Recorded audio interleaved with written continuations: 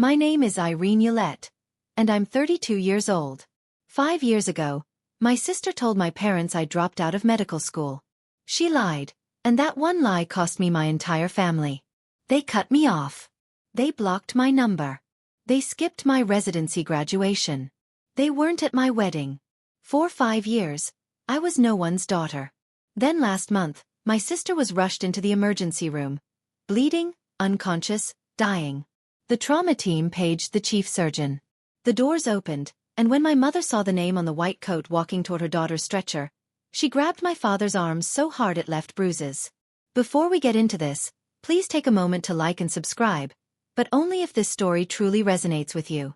And drop your location and local time in the comments. I want to know where you are right now. Now, let me take you back to the fall of 2019, to a kitchen table in Hartford, Connecticut, and the last time my father ever looked at me with pride. Growing up, there were 2 daughters in the Yolette house, but only one who mattered. My sister, Monica, is 3 years older. She came out of the womb performing school plays, student council, the girl who could talk to any adult at any dinner party and make them laugh. My parents, Jerry and Diane Yolette, Hartford, Connecticut, salt-of-the-earth middle class, adored her for it. Dad managed a manufacturing plant. Mom did part-time bookkeeping. They valued 2 things above all else: appearances and obedience. Monica delivered both flawlessly every single day. I was the quiet one, the one with my nose in a biology textbook at Thanksgiving while Monica held court at the table. I wasn't rebellious. I wasn't difficult. I was simply invisible. There's a difference between being forgotten and never being seen in the first place. Here's a small example. 8th grade, I made it to the state science fair. The only kid from our school. Same weekend, Monica had a community theater performance. One guess where my parents went. When I came home with a second-place ribbon, Dad glanced at it and said, "That's nice, Irene." He didn't ask what my project was about. He never did. I told myself it didn't hurt. I told myself I didn't need the attention. I poured everything into my grades, my AP classes, my applications. I figured if I couldn't be the daughter they noticed, I'd be the daughter they couldn't ignore. And for one brief shining moment I was. The day I got accepted into Oregon Health and Science University's medical program, 3,000 miles from Hartford, something shifted. For the first time in my life, my father looked at me, really looked at me, and said 5 words I'd waited 18 years to hear. But I'll get to that. First, you need to understand what Monica did when she realized the spotlight was moving. The acceptance letter came on a Tuesday in April. I remember because Monica was visiting for the weekend. She was 22, working as a marketing coordinator at a mid-level firm in Stamford. Fine job, fine life. Fine was Monica's ceiling, though she'd never admit it. Dad read the letter at the kitchen table. His eyebrows went up. "Oregon Health and Science," he said slowly, like he was tasting the words. "That's a real medical school." Then he looked at me. "Maybe you'll make something of yourself after all, Irene." It wasn't a compliment. Not really. But it was the closest thing to one I'd ever gotten from him. And I held on to it like oxygen. Mom called Aunt Ruth that night.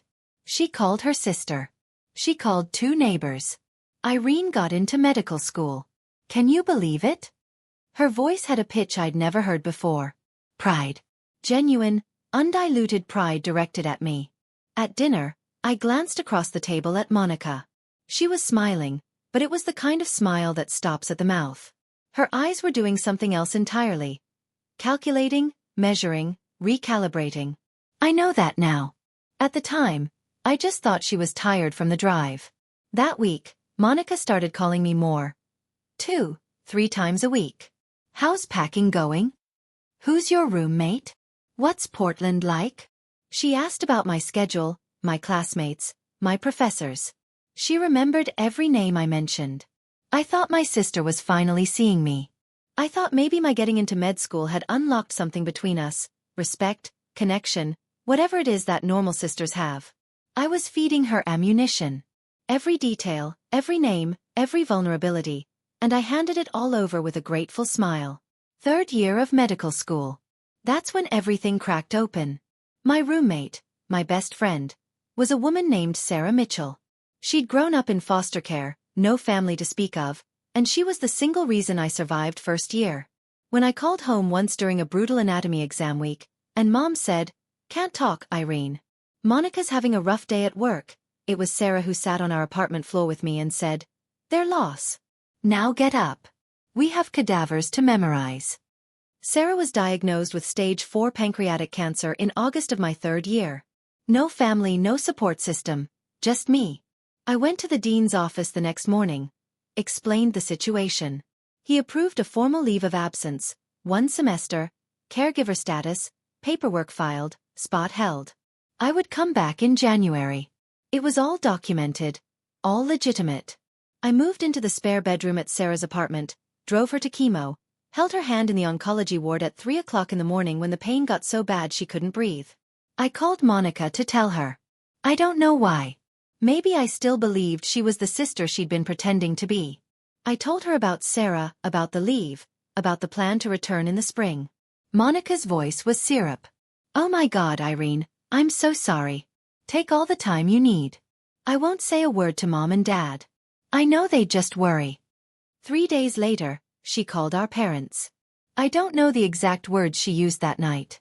I wouldn't learn the full scope of her lie until 5 years later, when it unraveled in the one place none of us expected. But the damage was instant. The call came at 11 at night. I was sitting in a plastic chair next to Sarah's hospital bed. She'd had a bad reaction to the latest round of chemo, and they'd admitted her overnight. My phone lit up. "Dad, your sister told us everything." His voice was flat. Arctic. The dropping out, the boyfriend. All of it. "Dad, that's not." Monica showed us the messages. She showed us proof. I pressed my hand against the wall to steady myself. What messages? What proof? "Dad, I'm sitting in a hospital right now. I'm taking care of my friend. Monica said you'd say exactly that." A pause. "She said you'd have a story ready." My mother got on the line. Her voice was shaking. "How could you lie to us for a whole year, Irene?" "Mom, please listen to me. I filed a leave of absence. I can show you the paperwork. I can give you the dean's number. Enough." "Dad, again. Don't call this house until you're ready to tell the truth. You've embarrassed this family enough." The line went dead. I sat on that hospital floor for 20 minutes.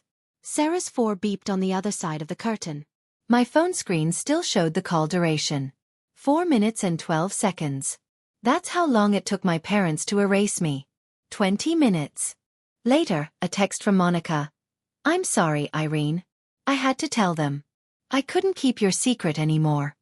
She wasn't sorry. She just executed the most precise strike of her life, and she'd done it with a broken heart emoji as a signature. I was 3,000 miles from Hartford. I had $46 in my checking account. And I had just become no one's daughter. I tried. I need you to know that. I tried everything I could from 3,000 miles away, with no money and a dying friend in the next room. Over the next 5 days, I called my parents 14 times. The first 3 went to voicemail. By the 4th, Dad's number was blocked. Mom blocked me 2 days later. I sent 2 emails. One short, one long. The long one had my leave of absence paperwork attached as a PDF. I included the dean's direct phone number. I included Sarah's oncologist's name. I gave them every piece of evidence a reasonable person would need. Neither email got a response. I wrote a handwritten letter. Mailed it priority from Portland. 5 days later it came back. Returned to sender. Unopened. I recognized my mother's handwriting on the envelope. I called Aunt Ruth, Dad's younger sister, the only person in our family who'd ever treated me like I mattered equally. Ruth called Dad that same evening. I know because she called me back 40 minutes later. Voice heavy. "He told me to stay out of it, sweetheart. He said, 'You've made your bed.'" Ruth tried to tell him about the leave of absence. Dad hung up on her. 5 days. 14 calls. 2 emails. 1 letter. 1 intermediary. All of it. Every single attempt rejected, blocked, or returned. And here's what sealed it. This wasn't new. This was the pattern of my entire life, compressed into its most brutal form. Every science fair they skipped. Every recital they forgot. Every time Monica's version of events was accepted without question while mine was dismissed, this was just the final loudest iteration. On the 6th day, I stopped calling. Not because I gave up, because I realized they had chosen a long time ago. Monica just gave them permission to stop pretending. Sarah died on a Sunday morning in December. Quiet. Just the beep of the monitor going flat and the pale winter light through the hospice window. I was the only one in the room. No one from my family called. No one knew. The one person I'd told, Monica, was too busy tending to the lie she'd planted to care that the reason for my leave of absence had just stopped breathing. I organized a small funeral. 6 people came. Sarah's former foster sister drove up from Eugene. A couple of classmates. A nurse from the oncology ward who'd grown fond of her. I stood at the front of a chapel that could hold 60 and read a eulogy to rows of empty pews. I didn't cry. Not because I wasn't broken, because I'd been crying for 3 months straight, and there was nothing left. That night, I sat alone in Sarah's apartment. Our apartment. Her coffee mug was still on the counter. Her jacket still hung by the door. I opened my laptop and stared at the application to re-enroll for the spring semester. Then I found it tucked inside Sarah's copy of Grey's Anatomy, our running joke. She'd bookmarked the chapter on the pancreas with a yellow sticky note that said, "Rude as a card." Her handwriting, shaky but deliberate. "Finish what you started, Irene. Become the doctor I know you are, and don't you dare let anyone, especially your own blood, tell you who you are." She'd written it weeks before she died. She knew she wouldn't be there when I needed the push. I closed the laptop, opened it again, filled out the re-enrollment form. 2 options. Crumble or climb. I chose to climb. Not for my parents, not for revenge. For Sarah, and for the version of myself she believed in. I went back in January. No family support. No safety net. I picked up extra student loans, took a part-time research assistant position, and ate hospital cafeteria leftovers more times than I'll ever admit. Medical school doesn't care about your personal life. Anatomy exams don't pause because your family disowned you.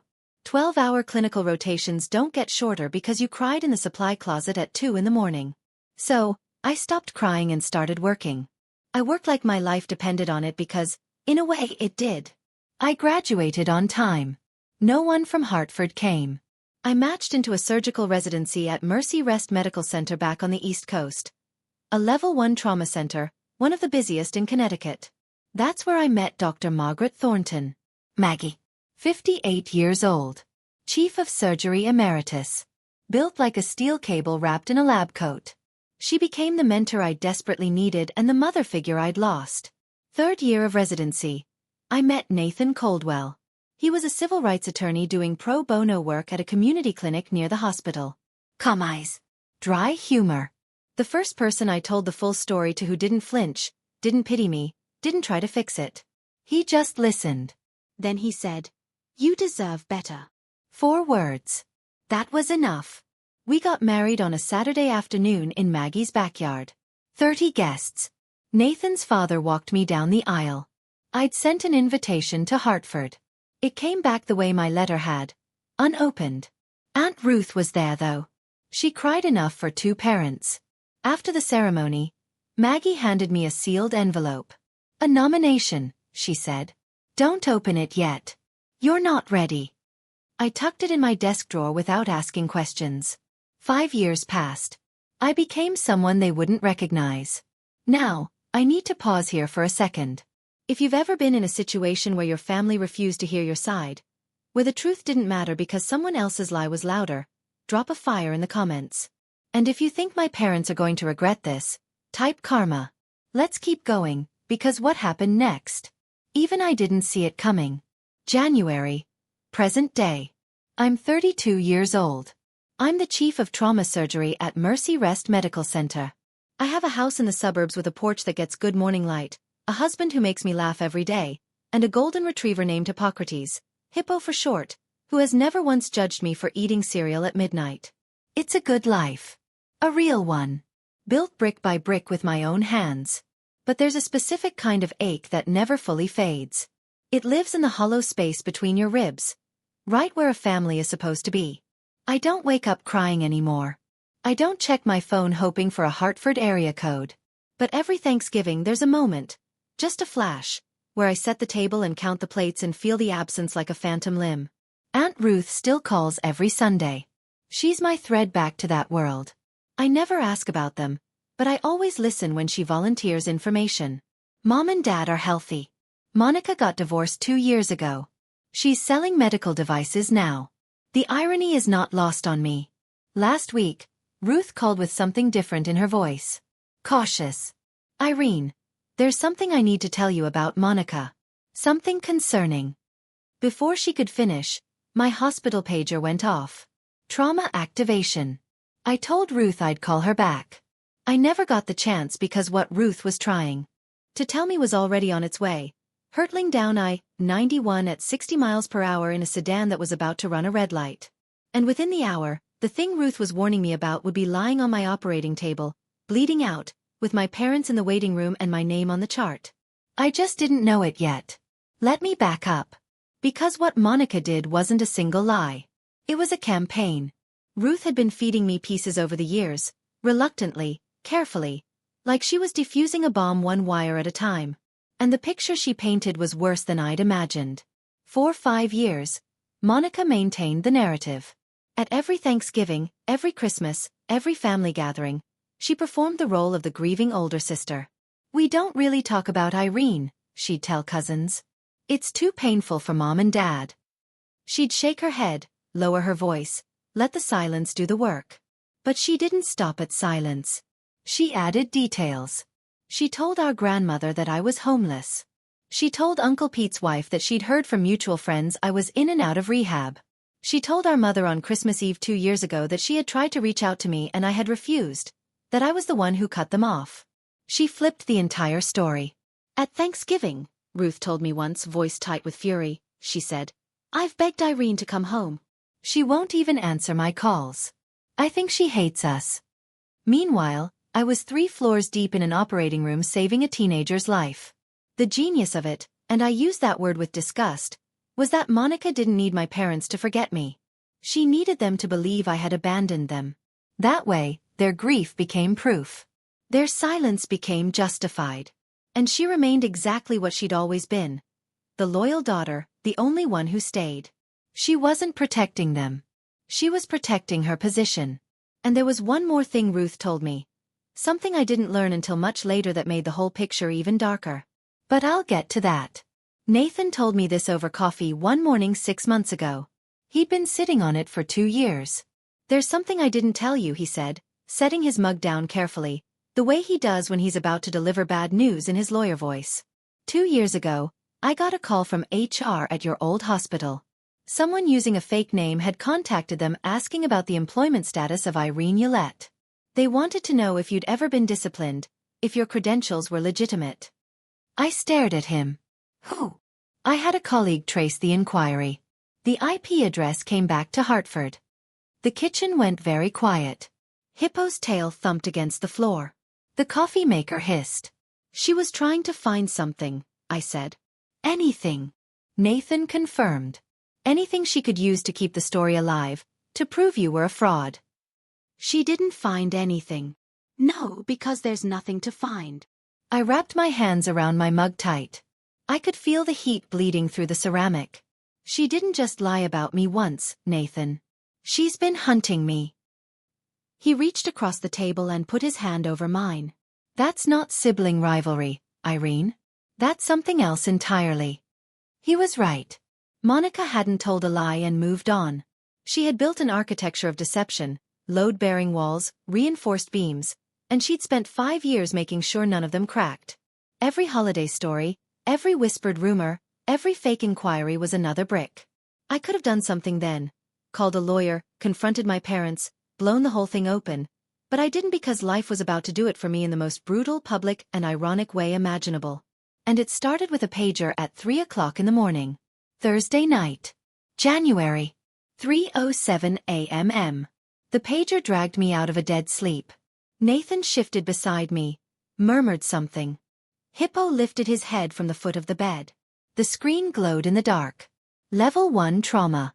MVC. Single female. 35. Blunt abdominal trauma. Hemodynamically unstable. ETA 8 minutes. I was dressed in 4 minutes. Driving in 6. The roads were empty and wet. That particular shade of black that January gives you in Connecticut. I ran through the case in my head the way I always do. Mechanism of injury. Probable organ involvement. Surgical options. Motor vehicle collision. Blunt abdominal trauma. Unstable vitals. Likely splenic rupture. Possible liver laceration. I'd done this surgery 100 times. I badged in through the ambulance bay entrance and walked straight to the trauma bay. My team was already assembling. 2 residents. A trauma nurse. Anesthesia on standby. I picked up the intake iPad from the charge nurse's station and swiped to the incoming patient chart. Patient. Monica Ullette. DOB. March 14, 1990. Emergency contact. Gerald Ullette. Father. I stopped walking. The hallway noise, the beeping, the intercom, the squeak of shoes on linoleum, it all pulled back like a tide. For 2 seconds, maybe 3, I wasn't a surgeon. I was a 26-year-old sitting on a hospital floor in Portland, phone still warm in my hand, listening to a dial tone.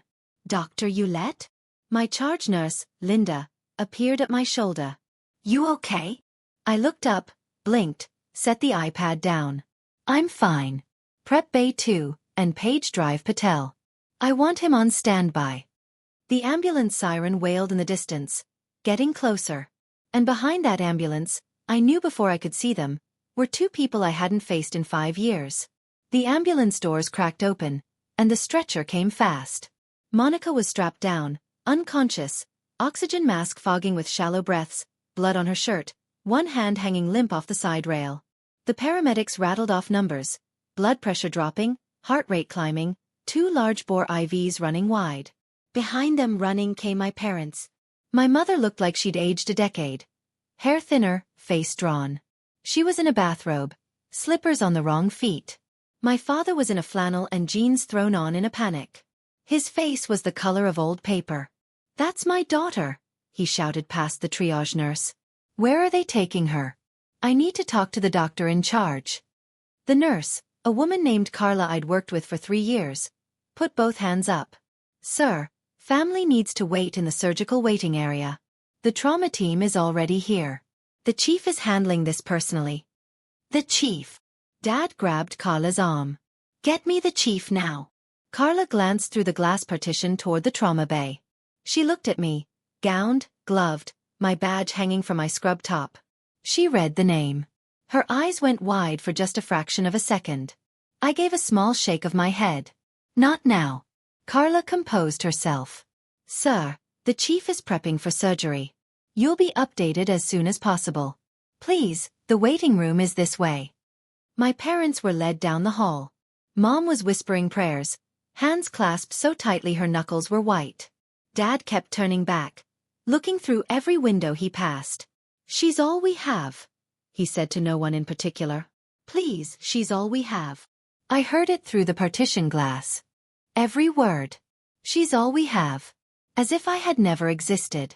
I stepped into the scrub room alone. 30 seconds. That's all I allowed myself.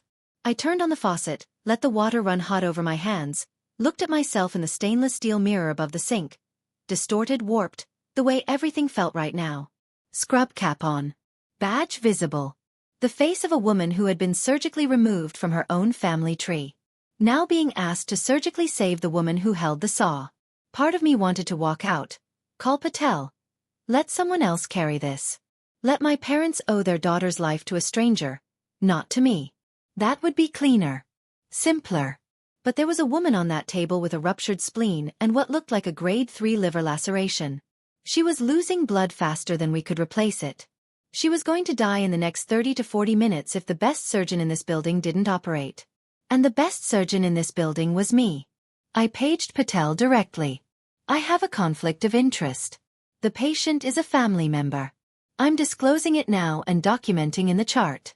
If at any point my judgment is compromised, you take the lead. No questions asked. Patel's voice was steady. Understood, Chief. I told Linda to note the disclosure in the nursing record. Everything by the book. Everything on paper. Then I pulled on fresh gloves, pushed through the hors d'oeuvres, and looked down at the table. My sister's face, still bruised, the oxygen mask fogging and clearing. She looked smaller than I remembered. Thinner. There were worry lines around her eyes that hadn't been there 5 years ago. For 3 seconds, she wasn't the woman who destroyed my life. She was a body on my table. And that was exactly how I needed her to be. Let's go. Scalpel. 3 hours and 40 minutes. That's how long it took to rebuild what the steering column and the red light had torn apart. Ruptured spleen. We took it out. Grade 3 liver laceration. We repaired it with precision sutures, layer by painstaking layer. Internal bleeding from 2 separate mesenteric vessels. Clamped, cauterized, controlled. I didn't speak unless I needed to. Suction. Clamp. Lap pad. Retract. My hands moved the way they've been trained to move. Steady, deliberate, fast when speed mattered, and slow when precision mattered more. The residents watched. They always watched during my cases, and I could feel their attention sharpen when the liver repair got tricky. I didn't falter. I couldn't afford to. At 6:48 a.m., I placed the final closing stitch. Monica's vitals were stable. BP normalized. Output clear. She was alive. Dr. Patel, who'd been standing silently in the corner the entire time, pulled his mask down. "Irene," he said quietly. "That was flawless. You want me to talk to the family?" I peeled off my gloves, dropped them in the bin, washed my hands. Automatic, methodical, the same way I'd done it 10,000 times before. "No," I said. "This one's mine." I caught my reflection again in the scrub room mirror. Same face. Same badge. But something had shifted. For 5 years, I'd been the daughter who disappeared. Now, I was the surgeon who just pulled her sister back from the edge of death. Those two facts were about to collide in a waiting room 40 feet away, in front of my entire night shift team. I straightened my scrub top, checked my badge, took one breath, then I walked toward the waiting room. The hallway had never felt so long. The waiting room had that fluorescent hush that hospitals get at 7 in the morning. 2 other families were scattered in the far corners. A television murmured weather reports to no one. And in the center row, sitting rigid, sleepless, terrified, were my parents. I pushed through the double doors, still in my surgical scrubs, mask pulled down around my neck, scrub cap off now, hair pulled back. My badge hung at chest level, printed in clean block letters anyone could read from 6 feet away. Dr. Irene Ullette, MD, FSS Chief of Trauma Surgery. Dad stood first. He always stood first. It was a reflex, the need to be in charge. "Doctor, how is she?" "Is Monica?" He stopped. His eyes had dropped to my badge, then rose to my face, then dropped to the badge again. I watched the recognition move through him like something physical. A tremor that started in his hands and climbed to his jaw. Mom looked up a half-second later. Her lips parted. No sound came out. Her right hand shot to Dad's forearm and clamped down, fingers digging into the flannel of his sleeve with a force that I would later learn left 4 bruises shaped like fingertips. 5 seconds of silence. 5 seconds that held 5 years. I spoke first. Calm, clinical, the same voice I used to address every family in this room. "Mr. and Mrs. Ullette, I'm Dr. Ullette, Chief of Trauma Surgery. Your daughter Monica sustained a ruptured spleen and a grade 3 liver laceration in the accident. Surgery was successful. She's stable and currently in the ICU. You'll be able to see her in approximately 1 hour. Mr. and Mrs. Not Mom and Dad." I watched that land. I watched it cut. Behind me, through the glass partition, Linda and 2 nurses were watching. They knew by the look on their faces. They'd already put it together. My mother moved first. She took a step toward me, arms lifting, a sob already breaking through her chest. "Irene. Oh my God. Oh my God. Irene." I stepped back. Half a step. Polite. Unmistakable. She froze. Her hands hung in the air between us, then slowly, painfully, dropped to her sides. Dad's voice came out like gravel dragged over concrete. "You're a doctor." "I am." "You're the chief." "I am." "But Monica said," "What exactly?" He closed his mouth, opened it, closed it again. I could see the machinery of his mind trying to reassemble 5 years of certainty that was crumbling in real time. Mom was crying now. Not quietly. We thought you dropped out. We thought she told us you were. She told you I dropped out. That I had a boyfriend with a drug problem. That I was homeless. That I refused to contact you. I kept my voice level. No shaking. No tears. I had rehearsed this moment 1,000 times. In the shower, in the car, in the dark before sleep. I never thought it would happen in surgical scrubs under fluorescent lights. None of it was true. Not a single word. Through the glass behind me, I could see Carla press a hand to her mouth. A resident, Dr. Kimura, second year, looked away, jaw tight. Linda set down her clipboard and stared. Dad tried to redirect. Old instinct. This isn't the time or place, Irene. Your sister is in the ICU. I know. I just spent 3 hours and 40 minutes making sure she survives. So yes, Dad, I'm aware of where she is. He had nothing. For the first time in my life, my father, a man who had never been at a loss for a decree, had absolutely nothing. The silence was doing the work I never could. 5 years of blocked calls, returned letters, ignored emails. None of it had made a dent. But standing here alive and accomplished and wearing the proof on my chest? That was louder than anything I could have written in a letter. Mom reached for the back of a chair to steady herself. The letters, she whispered. You said you sent letters. 2 emails with my leave of absence paperwork attached. 1 handwritten letter mailed priority. You sent it back unopened. I recognized your handwriting on the envelope. She pressed her fist against her mouth. I called 14 times in 5 days. I asked Aunt Ruth to talk to you. You told her to stay out of it. I wasn't accusing. I was reciting. These were facts. And facts don't need volume. Then Linda appeared at the door. She didn't know the full story. Not yet. But she had hospital business. Dr. Yolette. I'm sorry to interrupt. The board chair saw the overnight trauma log. He asked me to pass along.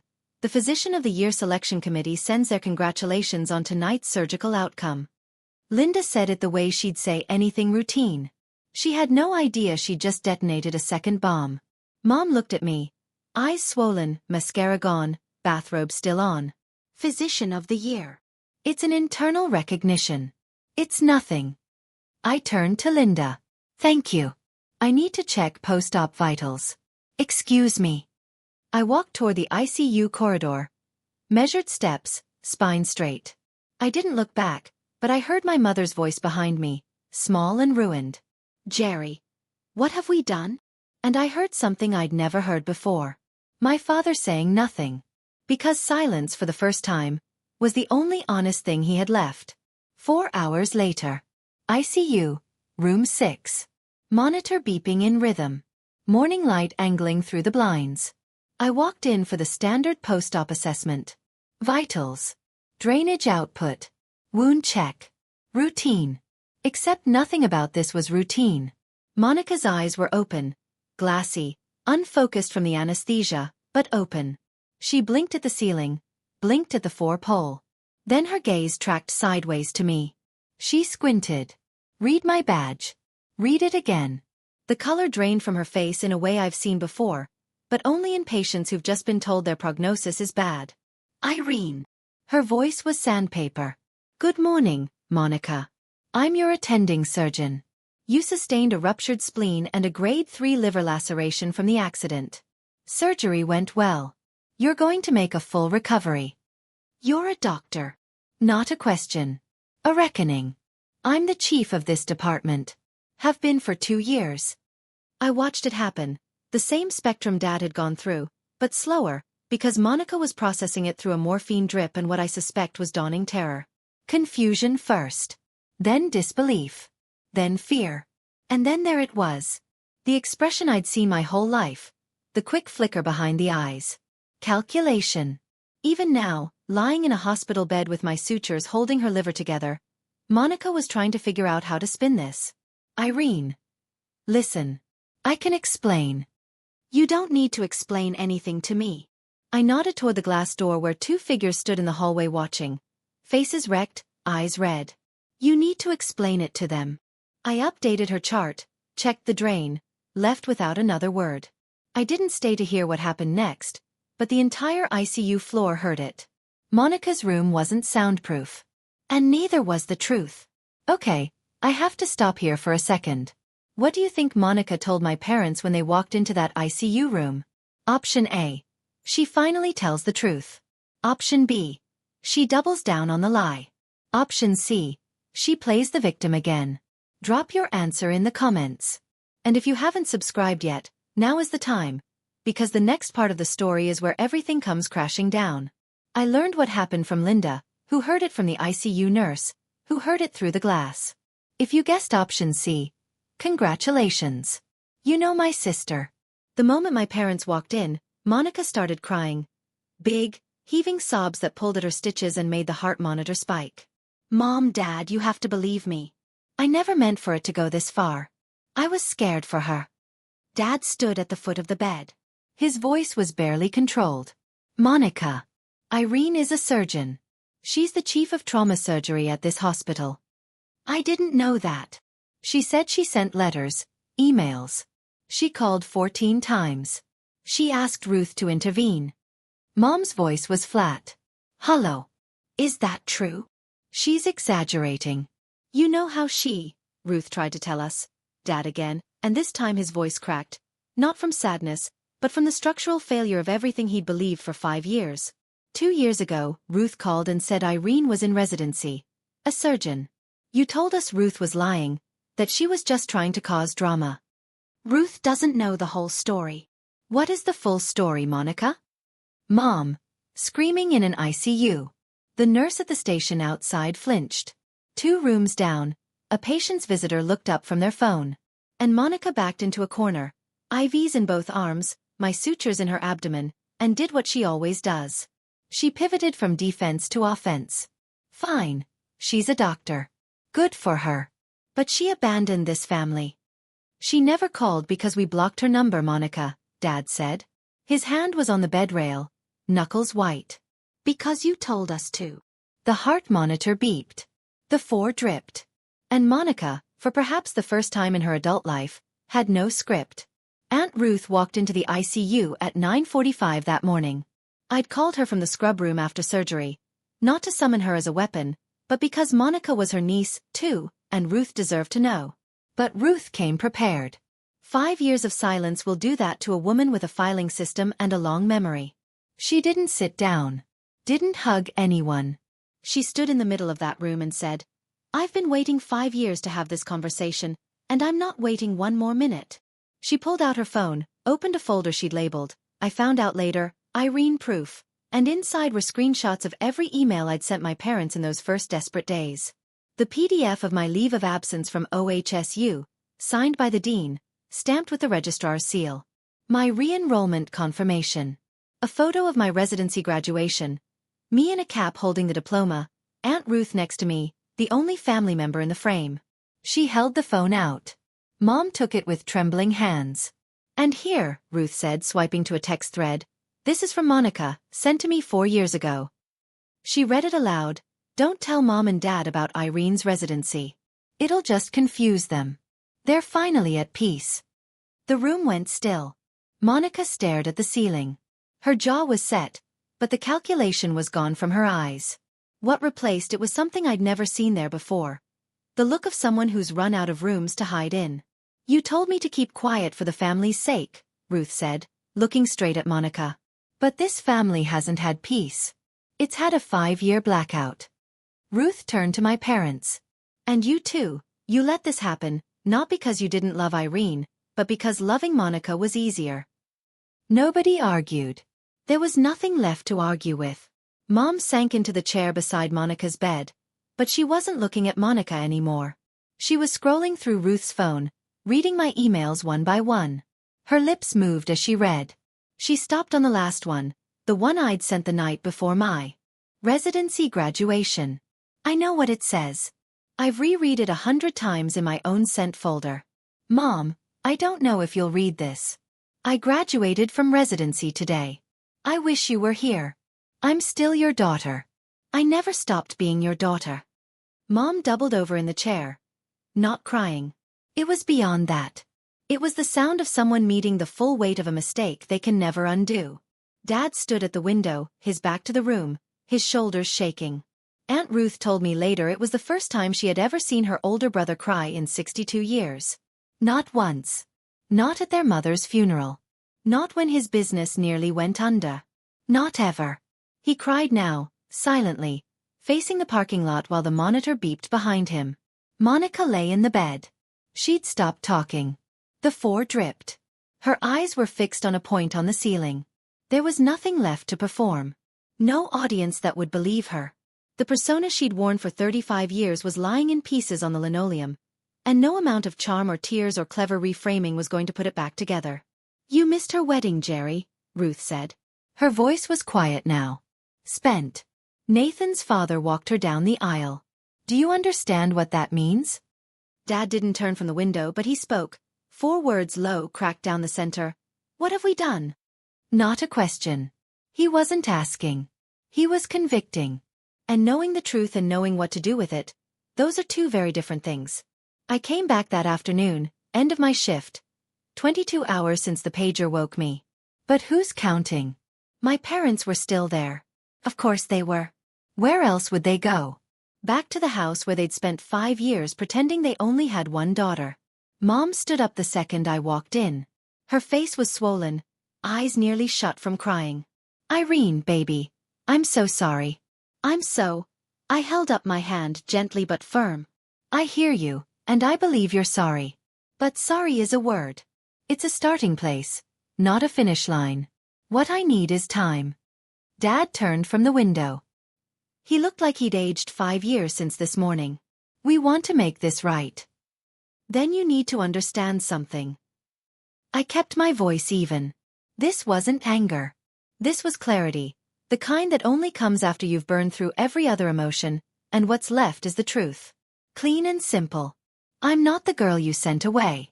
I'm not the girl who begged you to listen for 5 days from 3,000 miles away. I'm someone who built a life, a whole life, without you. And if you want to be part of it now, it will be on my terms. Not Monica's. Not yours. Mine. Dad opened his mouth. Old reflex. Then he closed it and nodded. A small, devastated nod. I looked at Monica on the bed. Her eyes were open, watching me. "When you're recovered," I said, "you and I are going to have a conversation. A real one. But not today. Today, you're my patient. I don't mix the 2. I left.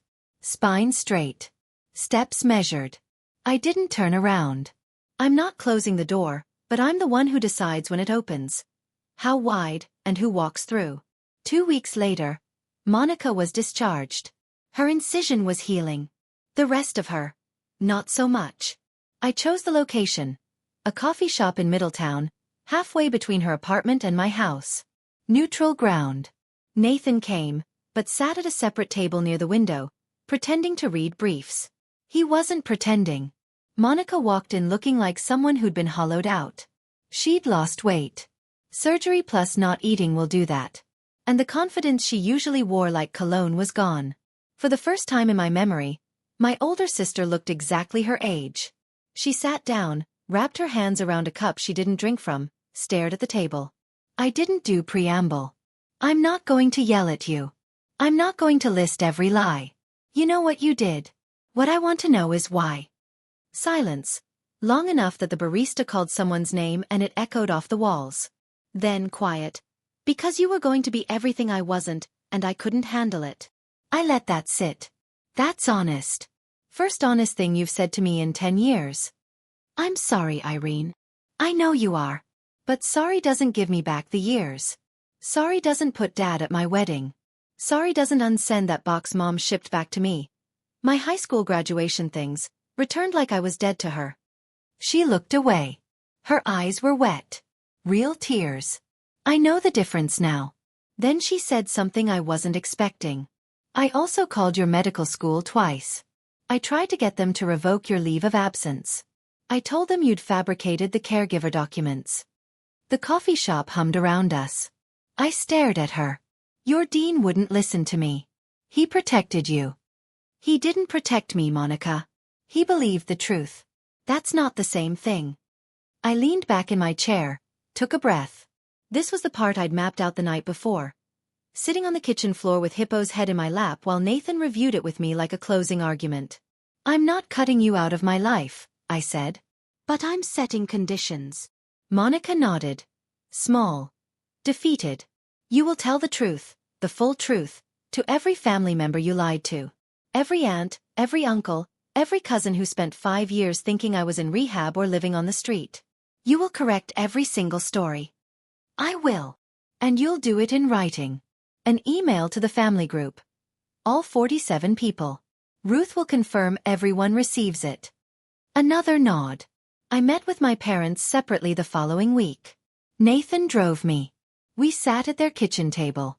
The same table where Dad had read my acceptance letter all those years ago. The same table where Monica had smiled with just her mouth. "I'm open to rebuilding," I said. "But I need you to go to family counseling. Both of you. Not for me. For yourselves. You need to understand why you believed a lie about your own daughter and never once picked up the phone to check." Dad's jaw tightened. "We don't do that in this family." "That's exactly why we're here, Dad." Mom put her hand on his arm gently. "Jerry, please." He looked at her. Looked at me. Something behind his eyes cracked. Not open, not yet, but cracked. "Fine." I stood to leave, then turned back. "One more thing." Nathan's father walked me down the aisle. "That happened. We can't undo it. But if you want to know your future grandchildren, you start now. Not with grand gestures. With consistency. Apologies expire. Boundaries don't. That's the difference between sentiment and structure." 1 month later. The Physician of the Year Gala. 200 people in the ballroom of the Hartford Marquis Hotel. Surgeons, department heads, hospital administrators, donors, board members. Crystal glasses clinking, name tags on lanyards. A string quartet playing something classical that nobody was listening to. I wore a simple black dress. Nathan was at a front table looking like he'd been born in a suit. Maggie Thornton sat beside him, arms crossed, the faintest smile on her face. The one she reserves for moments she's been engineering for years. The MC stepped to the podium. This year's Physician of the Year. A surgeon whose clinical excellence, composure under pressure, and commitment to her patients have set a new standard for this institution. Dr. Irene Yolette, Chief of Trauma Surgery. Applause. Standing ovation from the surgical staff who'd seen me work. I walked to the stage. Spotlight warm, podium solid under my hands. I kept it short. 5 years ago I almost quit. Not because I couldn't do the work, but because I lost the people I thought I needed to keep going. What I learned is that the people you need aren't always the ones you're born to. Sometimes they're the ones who choose you. I looked at Maggie, at Nathan, at my team in the 3rd row. Then I looked at the back of the ballroom, last row. 2 seats Ruth had quietly arranged. My parents. Mom in a navy dress she'd probably bought that week. Dad in a tie he clearly hated. Both sitting with their hands in their laps, looking up at the stage with expressions I can only describe as grief and pride waging war on the same face. "And sometimes," I said, "the ones you're born to find their way back late, but here." Mom covered her mouth. Dad stood. Applause filled the rest. After the gala, Dad found Nathan near the coat check. He stood in front of my husband for a long moment. "I owe you an apology. I should have been the one." Nathan, gracious to his core, extended his hand. "With all due respect, sir, you should have been a lot of things. But we're here now." They shook hands. Dad's eyes were red. He didn't let go right away. Monica sent the email on a Wednesday night.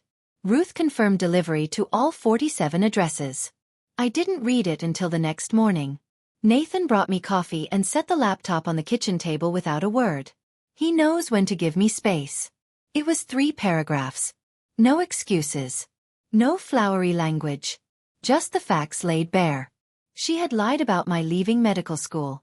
She had fabricated evidence. She had maintained the deception for 5 years. She had deliberately prevented our parents from learning the truth. She ended with, "Irene never abandoned this family. I made sure they believed she did. That is entirely on me." The responses came in waves. Uncle Pete's wife called Ruth in tears. She'd repeated Monica's rehab story at a book club 2 years ago. Cousin David in Vermont sent Monica a one-line reply. "I don't know who you are anymore." Our grandmother, Nana June, 89. The matriarch who'd stopped asking about me at Thanksgiving because Monica told her it was too painful, called me directly. "I'm 89 years old," she said, her voice paper-thin but furious. "And I have never been lied to so thoroughly by my own blood. Irene, forgive an old woman for not seeing it." "There's nothing to forgive, Nana. You were lied to. We all were." Nobody organized a boycott of Monica. Nobody sent group texts declaring her dead to them. But the trust she'd stockpiled, the currency she'd been spending for 35 years, was gone. You could feel it in the silence after her email, in the replies that didn't come, in the invitations that quietly stopped arriving. No one punished Monica. They just stopped believing her. And for someone who'd built her entire identity on being believed, that was punishment enough. My parents started counseling in February. A therapist in West Hartford named Dr. Rena, calm, direct, the kind of woman who doesn't let you dodge a question. Mom took to it immediately. She'd been carrying the weight of her passivity like a stone in her coat pocket. And the first time Dr. Rena named it, enabling through silence, Mom broke down in the office and didn't stop crying for 40 minutes. That's what Ruth told me. I wasn't there. It wasn't my session to witness. Dad struggled. He went. He sat in the chair. He answered questions in as few words as possible. Dr. Rena told him, Ruth relayed, that his need to be right, his refusal to revisit a decision once it was made, had been the load-bearing wall of this entire disaster. Monica provided the lie, but Dad's pride cemented it into place. He didn't argue with her. That might have been the first sign of change. 3 weeks into counseling, Mom mailed me a letter, handwritten. The irony wasn't lost on either of us. "I failed you," she wrote. "Not just when I believed Monica, but every time I chose peace over fairness. Every time I let your father's temper decide what was true. Every time I saw you standing in the doorway, quiet and waiting, and told myself you were fine, because it was easier than admitting I wasn't brave enough to fight for you." I read it at the kitchen table. Hippo was asleep on my feet. Nathan was in the next room pretending not to listen. I didn't cry, but I held that letter for a long time. Then I opened the drawer where I keep things that matter.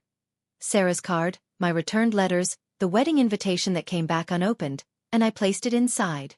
Same drawer. Different side. Progress isn't always dramatic. Sometimes it's just rearranging what you carry. Monica started therapy, too, her own, separate from the family sessions. I know this because Ruth told me, and because Monica mentioned it briefly, awkwardly, the second time we met for coffee. We've had 3 of these meetings now. Each one short. Each one stiff. Each one slightly more honest than the last. The first time she stared at her hands and said nothing useful. The second time she told me about the therapy. The third time she said something that actually landed, "I don't expect you to forgive me. I don't even know if I deserve it. But I want you to know I'm trying not to be that person anymore." I took a sip of my coffee, set it down. "Then show me. Words are cheap in this family. They always have been. Show me with time." She nodded. Didn't push. Didn't perform. That was new. Do I believe her? Honestly, I don't know. I've spent a lifetime reading Monica's performances, and I'm still not sure where her acting ends and her actual self begins. Maybe she's not sure either. Maybe that's what the therapy is for. But I believe in the possibility of change. That's all I can offer right now. She carries my surgical scar on her body. 7 inches, left upper abdomen, fading from red to white over the coming year. Every time she gets dressed, every time she catches her reflection, she'll see the mark left by the sister she tried to erase. The sister who, when it mattered most, held a scalpel with steady hands and chose the oath over the anger. I carry her damage in my memory. 5 years of silence, lodged somewhere between my ribs. We're even in the strangest, most painful way 2 sisters can be even. And maybe, with enough time, enough real, unglamorous, consistent time, we'll find our way to something that isn't even, something better. Something new. I'm sitting in my office at Mercy Rest. It's late. The hallway outside is quiet. That particular stillness hospitals have after the last visitors leave and before the night shift energy kicks in. My nameplate is on the door. My diplomas are on the wall. Not because I need to see them, but because the residents do. On my desk, a framed wedding photo. Nathan. Maggie. Aunt Ruth. 30 guests. A backyard in October light. No parents in the frame. But on the bookshelf next to it, a new photo taken 3 weeks ago. Mom and Dad standing on my front porch, coats on, looking slightly lost. Dad's hands are in his pockets. Mom is mid-smile, trying too hard but trying. It's awkward. It's imperfect. It's real. If you're watching this and you see yourself in my story, whether you're the one who was silenced or the one who did the silencing, I want to tell you something. The truth doesn't expire. It doesn't matter if it takes 5 days or 5 years. The truth has a patient way of showing up exactly when it's needed most. You can't rush it, but you can't outrun it either. I didn't get revenge on my sister. I didn't need revenge. I became someone who didn't need it. And that turned out to be the most devastating response of all. Not a scheme. Not a plan. Just a life lived fully on my own terms. And if you're waiting for your family to see you, really see you, stop waiting. See yourself first. Build the life you deserve with the people who show up. And when the others finally turn around, let them find a door that you control. You decide when it opens. You decide how wide. You decide who walks through. That's not revenge. That's architecture. Sunday morning, first week of February. Light snow falling outside the kitchen window. The kind that doesn't stick, but makes everything look like it's being gently forgiven. I'm making French toast. Nathan is grinding coffee beans, singing off-key to something on the radio. Hippo is stationed under the table, optimistic about crumbs. The doorbell rings. I wipe my hands on a towel and open the front door. Mom and Dad standing on the porch in their winter coats. Dad is holding a bottle of orange juice like he's not sure what to do with his hands. Mom has a tin of homemade cookies, her shortbread, the one she used to make for every school event of Monica's, and none of mine. "Hi," Mom says. Nervous, hopeful. "Come in," I say. "Coffee's almost ready." Dad steps inside, looks around the kitchen like he's cataloging everything. The house he's never been in, the life he almost never knew existed. He clears his throat. "Can I help with anything?" I look at him. My father, 62 years old, standing in my kitchen for the first time, asking permission to be useful. "You can set the table, Dad." He nods, goes to the cabinet I point to, takes out plates, counts them, looks at me. 4. He sets them down one by one, carefully, like they might break if he's not gentle. Nathan hands him coffee. Mom hugs me at the stove. Not a dramatic movie hug. Just a quiet one. Arms around me, forehead against my shoulder. No words. Holding on. Hippo thumps his tail. Snow falls outside. The French toast sizzles. It's not perfect. It's not the childhood I deserved or the reconciliation movies promise. But it's real. And real is more than I had for a very long time. My name is Dr. Irene Ullette. I'm 32 years old, and I am finally, slowly, carefully, letting myself be someone's daughter again. 4 plates. It's a start. If this story resonated with you, if it made you think about your own family, your own boundaries, or someone you've lost and found, leave me a comment. Tell me, what would you have done? Would you have opened that door? And if you want more stories like this, check the description for one I think you'll love just as much. Thank you for being here. I'll see you next time.